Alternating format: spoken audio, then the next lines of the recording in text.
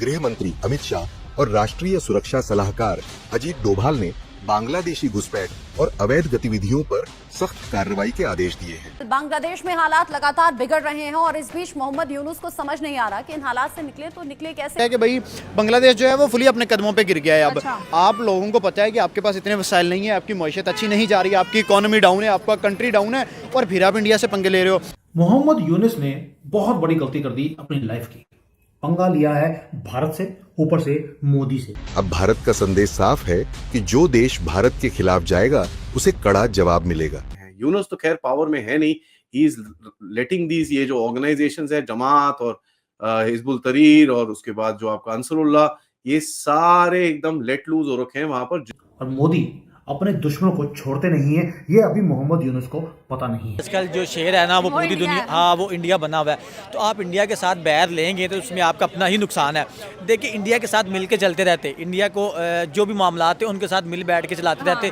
ये देखिए जब बुरे हालात आपके हो जाते हैं ना तो आपको झुकना पड़ता है, आप अपनी चुतराहट दिखाते रहेंगे ना तो आपको एक टाइम आता है कि आपका जो अपना सका भाई भी होता है कहता है जा काम कर जाके अपना। अपने ताल्लुकात को बांग्लादेश के साथ भारत के लेंस से आप देखिए, नहीं भारत जो भी करता है बांग्लादेश के साथ करे, लेकिन हमें बांग्लादेश के साथ खड़ा होना है। मामलात चाहे वो ट्रेड के हों, पॉलिटिकल हों, और सार्क का जहाँ तक मामला है कि सर ये जानवर है, ये सीधे नहीं हो सकते। मोदी जी ने ब्रेक लगा दी कि इनकी सबसे बड़ी प्रॉब्लम थी मेडिकल की।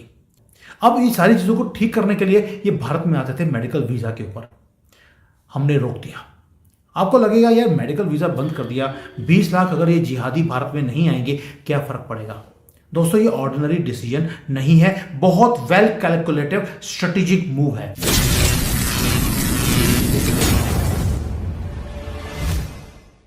Hello friends, welcome back to our channel. जैसे कि आप लोगों ने पूरा इंट्रो देख ही लिया, जैसे कि आप सबको पता होगा कि बांग्लादेश का हालत अभी क्या है, और वो वहाँ से जो लोग हैं वो वेस्ट बंगाल से इंडिया के अंदर आ रहे हैं, उसके ऊपर इंडिया ने पूरा सख्त कार्रवाई की है। तो चलिए देखते हैं पूरा वीडियो, और मैं मिलता हूँ वीडियो के एंड पर। कि इनको अगर पूरी तरह से पाकिस्तान बनना है तो एक ही चीज बती है उसके लिए कि भाई फौज एक बारी कूका कर दे, ठीक है, यूनुस को हटा के कू कर दे। और मेरे हिसाब से ये दिन बहुत पास आने वाला है जब मिलिट्री आके टेक ओवर करेगी, क्योंकि इनको समझ में आएगा कि यार ये किन गधों को हमने वहां पे बिठा रखा है, इनको खुद नहीं पता हो क्या रहा है, ऊपर से खुद पराठा और इसके अंदर घूमते हैं।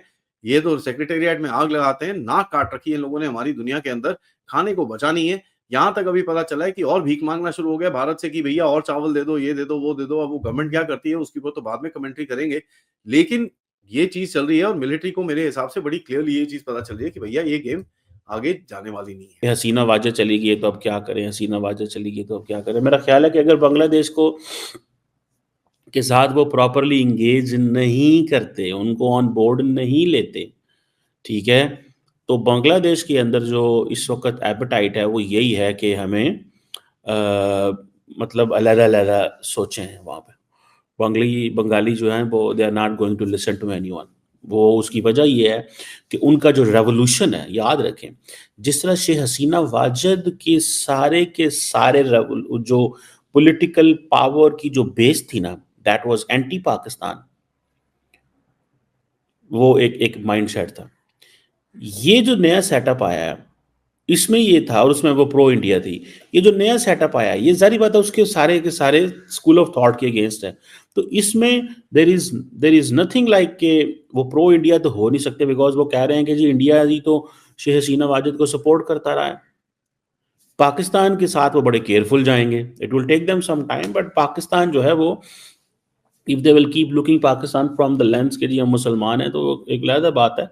तो लेकिन वो अब वो कहते हैं ना, जो आप बड़े सारे नारे लगा रहे हैं, ठीक है जी, 2 स्टेट्स 1 नेशन, ठीक है जी। अब ये बातें आजकल मैं पढ़ रहा हूँ कि जी इंडिया और पाकिस्तान और बांग्लादेश 2 स्टेट्स हैं 1 नेशन, अब नेशन एक ही हैं, ठीक है जी। सो ये चीज़ें जो है वो दोनों मुल्कों की, अब वो इंडिया और पाकिस्तान बड़ा कंफर्टेबल महसूस कर रहा है फ्रैंकली स्पीकिंग। वीट हो, कुकिंग ऑयल हो, लेंटिल्स जो दालें होती हैं, वेजिटेबल होती हैं, ये सारी की सारी भारत से बांग्लादेश जाती थी। यही चीज़ें पाकिस्तान भी जाती थी। पाकिस्तान ने हमारे साथ ट्रेड बंद किया, आज उनके देख लीजिए, उनके वहाँ पर खाने वो लाले हैं, भीख मांग रहे हैं आटे के लिए। और जो बांग्लादेश की टेक्सटाइल इंडस्ट्री है, आपको मालूम है कि रॉ मटेरियल भारत से ही जाता था थैंक्स टू कांग्रेस गवर्नमेंट। हमारे यहाँ की मिलें बंद कर कर बांग्लादेश की मिलें लगा दी और सारा जो हमारा कॉटन है बांग्लादेश भेजते थे ताकि वो वहाँ से माल बनाकर पूरे दुनिया में एक्सपोर्ट करें। हमने वो कॉटन भी भेजनी बंद कर दी है। दोस्तों, भारत का और बांग्लादेश का जो ट्रेड है $15 बिलियन से ज़्यादा का है और हमारा ट्रेड सरप्लस है बांग्लादेश के साथ। यस, हमें इकोनॉमिकली नुकसान होगा, लेकिन बांग्लादेश को क्या नुकसान होगा? जैसे जैसे वो चाइना की तरफ जाएगा, एक वार्निंग साइन बांग्लादेश के लिए आहिस्ता आहिस्ता आपको दिखाई देगा। और हिस्ट्री ने बताया हमें कि जिस कंट्री ने भारत को अबंडन किया है उसके कॉन्सिक्वेंसेस बहुत डीप होते हैं। क्योंकि आप भाई कर्जे में डूबे हुए हो, सर से लेके पांव तक आप कर्जे में हो।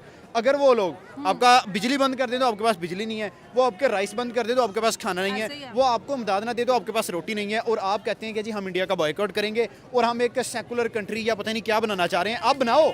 अब उनको जो ये वीज़ा मिलते हैं उसको बंद कर दिया, ताकि जो आपको हॉस्टिलिटी यानी कि आपको नफरत फैलानी है भारत के खिलाफ, तो अपने घर में फैलाइए, हमारे यहाँ आने की जरूरत नहीं है। दूसरा एक और रीज़न है कि जो ये इलीगल आते हैं वहाँ से, ये हमारे देश के लिए एक सिक्योरिटी थ्रेट बन चुका है। अमित शाह ने तो बहुत बार बोला है कि बांग्लादेशी जो इलीगल्स हैं, रोहिंग्याज हैं, ये हमारे लिए बहुत बड़ा एक सिक्योरिटी रिस्क भी है। हमारे एनएसए अजीत डोभाल, उन्होंने तो बोल भी दिया एक बार कि सीरियस सिक्योरिटी कंसर्न है ये इलीगल्स भारत के लिए। He has classified them as dangerous. इस वक्त बांग्लादेश को इंडिया की सपोर्ट की बहुत ज़्यादा नीड है।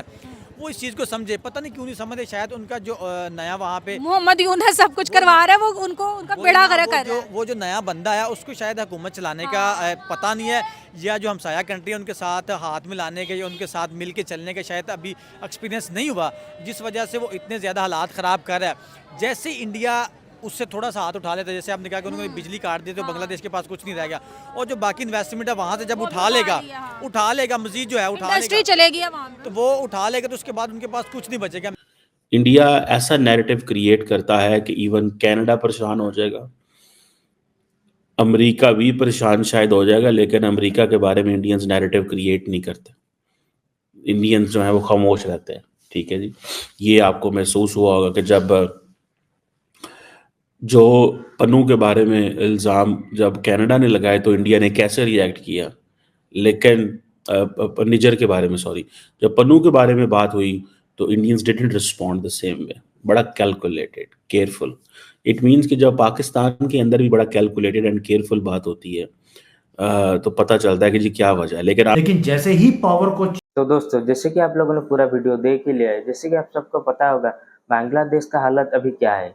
वहाँ पर हमारे हिंदुओं के ऊपर जो अत्याचार किया जा रहा है, अभी फिलहाल ये पता चल रहा है कि मतलब इंडिया के अंदर बहुत सारे बांग्लादेशी वेस्ट बंगाल से आके रह गए हैं। उसके बाद इंडिया अभी पूरा सख्त कार्रवाई किया है, क्योंकि वो लोग आकर बिना सिटीजनशिप के रह रहे हैं। तो दोस्तों, वीडियो को लाइक कीजिए, चैनल को सब्सक्राइब कीजिए, और मैं मिलता हूँ अगले वीडियो में। जय हिंद।